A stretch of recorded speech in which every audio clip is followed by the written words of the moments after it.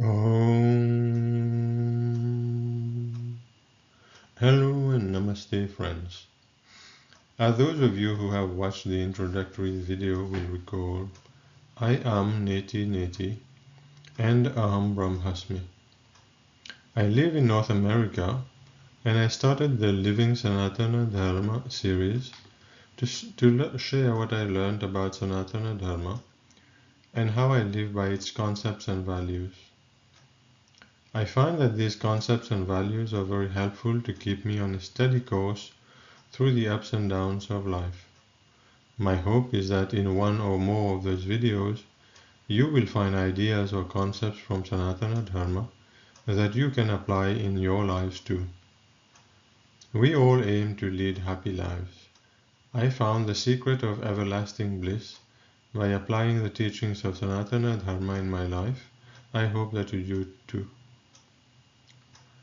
These concepts include the concepts of the three gunas, or generic qualities.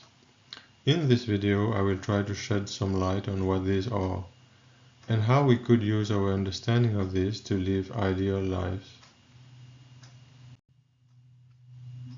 In Sanatana Dharma, a guna is one of three generic qualities. These are sattva, rajas, and tamas. Guns are a way to categorize our thoughts, speech, and behavior. Guns are also used in Ayurveda to assess people's diets and behavior, body and spirit. Referring to karma, as we know from the video on karma, we are born with a definite portion of our sanchit or total karma. That is our prarabdha karma, which influences our lives starting from when we are born, with what potential, what characteristics, including what mix of these three generic qualities. By observing ourselves and others against the frame of guns and taking appropriate actions, we can move more effectively towards our aim of moksha. In the Bhagavad Gita, Sri Krishna outlines the differences between the three qualities. Tamas deludes all living beings. It takes hold fast when fed by ignorance, heedlessness, indolence, and laziness. Rajas is passion, and is characterized by greed and attachment and associated action. Sattva, being stainless, luminous, and free from evil, still binds few living beings through attachment to happiness and knowledge.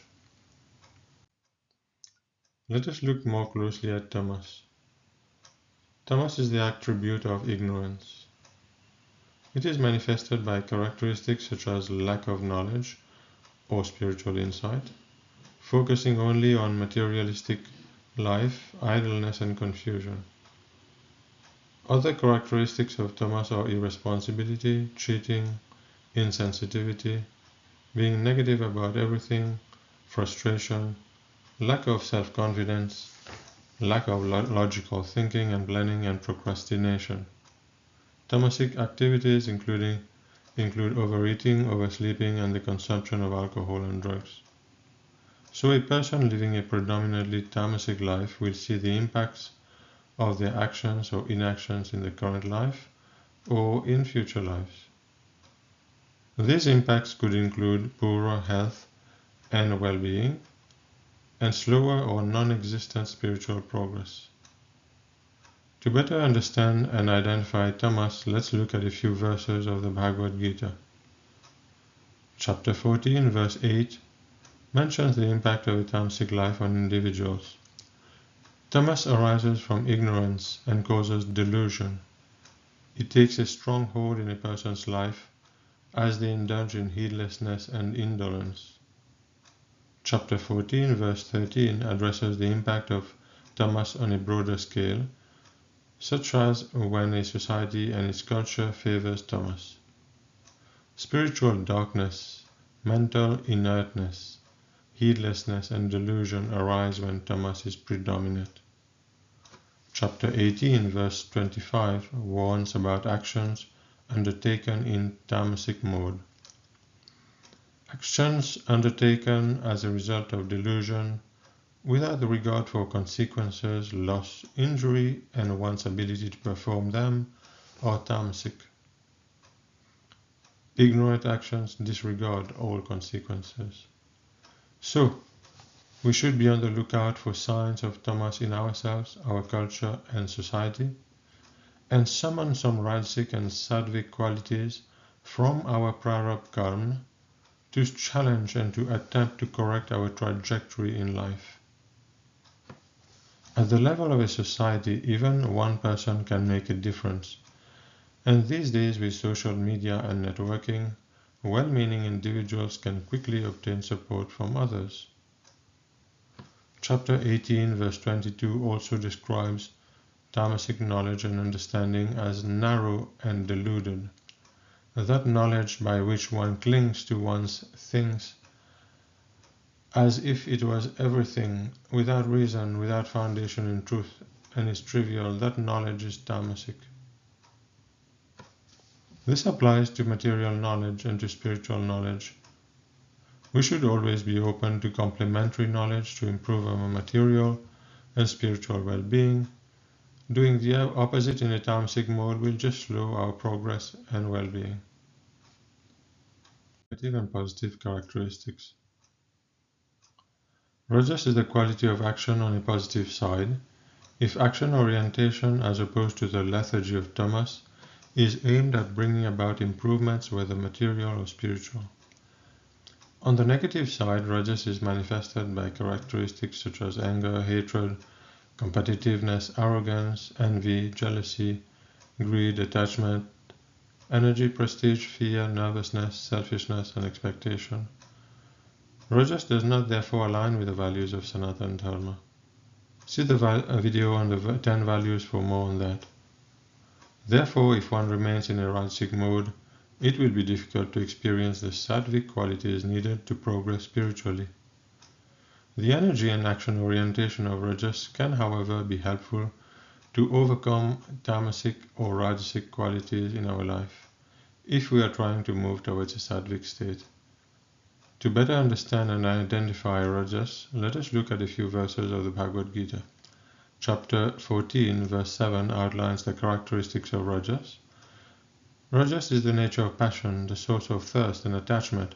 It binds us in through attachment to action.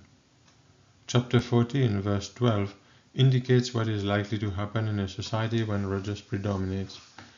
Greed, activity, undertaking of actions, restlessness, longing, these arise when rajas is predominant. Chapter 18, verse 24 characterizes rajasic actions as seeking personal benefit and recognition. That action which is done by one desirous of gratifying their desires, or is done with egoism, or is done with much effort, that action is rajasic. Chapter 18, verse 12 indicates that rajasic knowledge and understanding emphasizes differences and divisions. Rajasic knowledge is by which one sees in all living beings distinct kinds and difference from each other.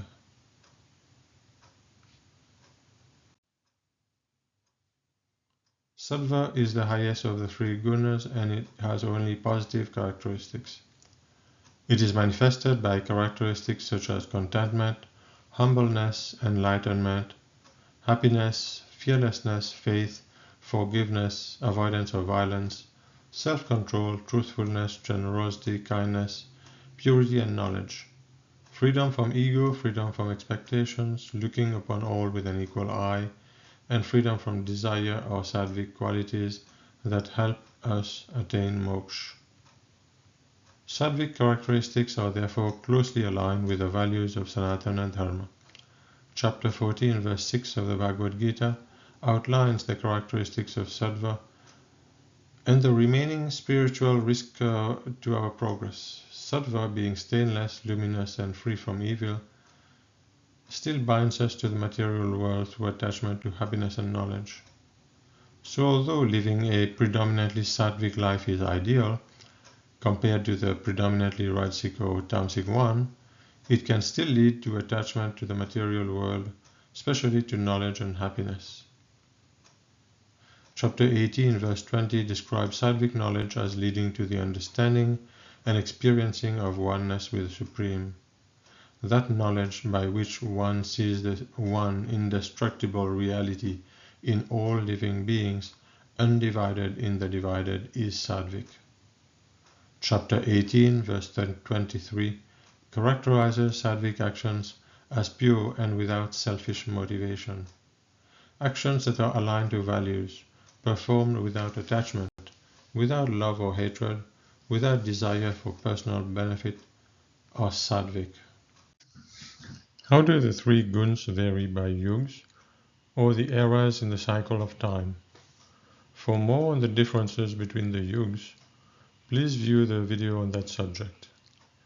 We know that the first and longest era, Satyuga, is characterized by ideal living, and the last, shortest and current era, Kali Yuga, is characterized by conflict, which is why the name Kali Yuga, era of conflict in Sanskrit.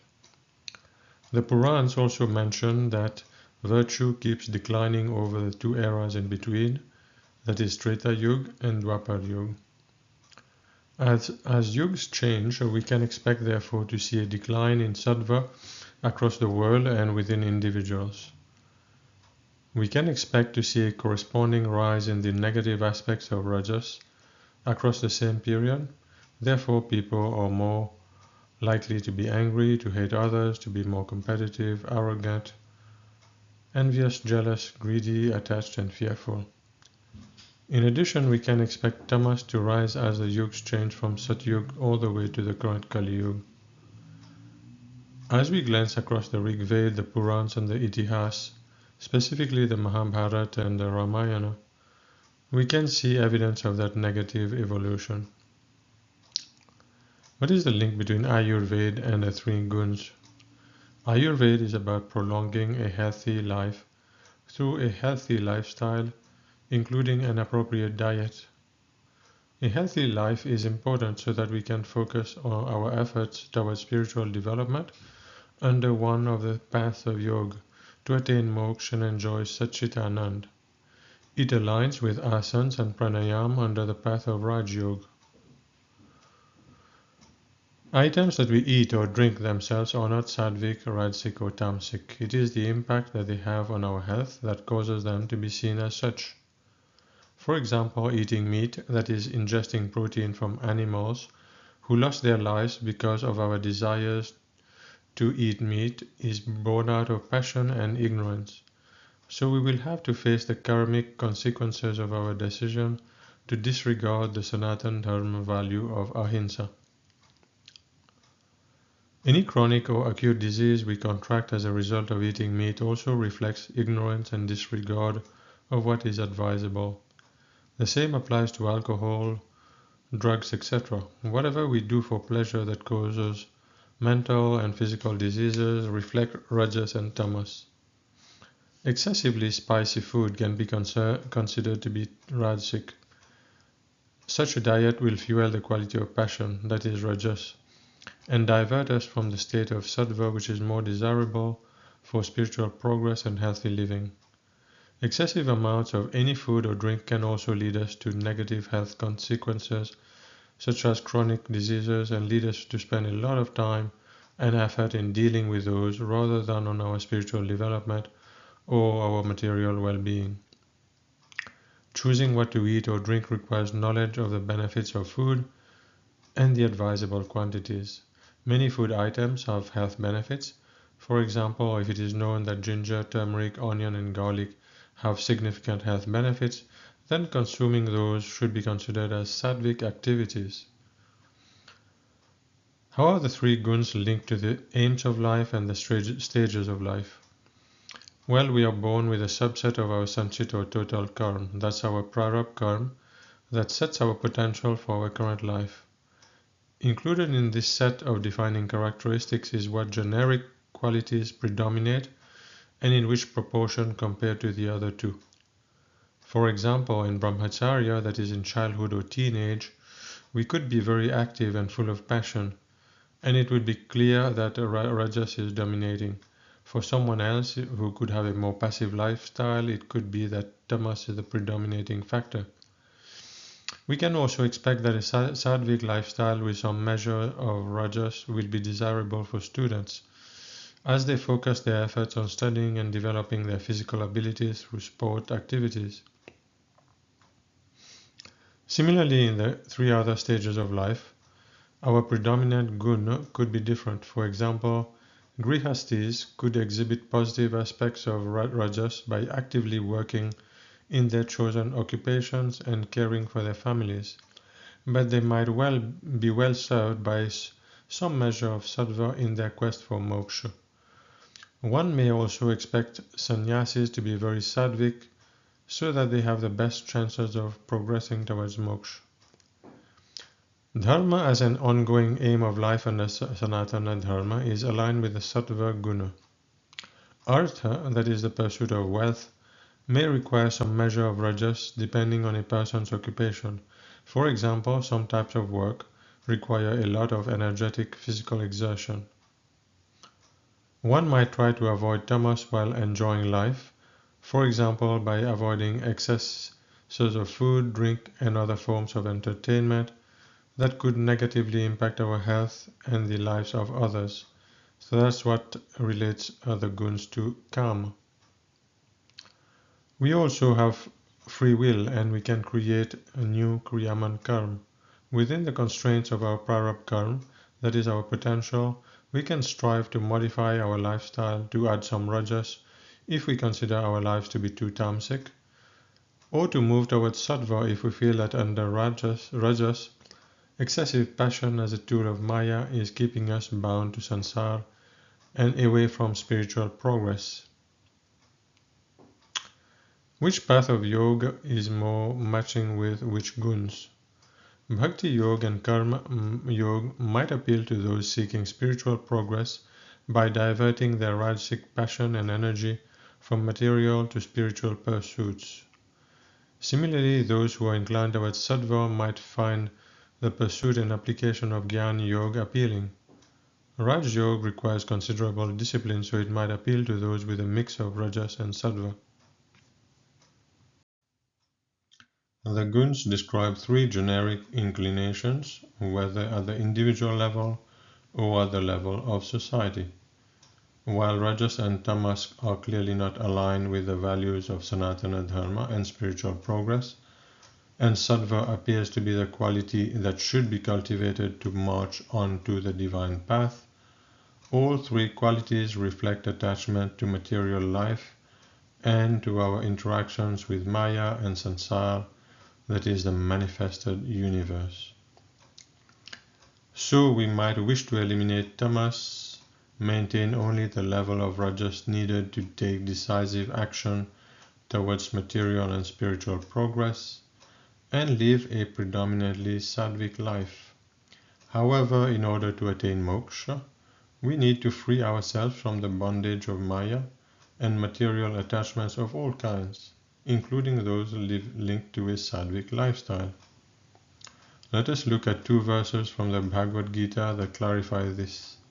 Chapter 14, verse 20 states that transcending the three guns leads to moksha. The embodied soul, having crossed beyond the three guns linked to their body and realizing their immortality, is freed from the impacts of birth, death, decay, and pain. Chapter 14, verse 26 clarifies the path leading to oneness with the Supreme. Those who serve God with unwavering devotion, crossing beyond the guns, are ready for realizing their oneness with the Supreme.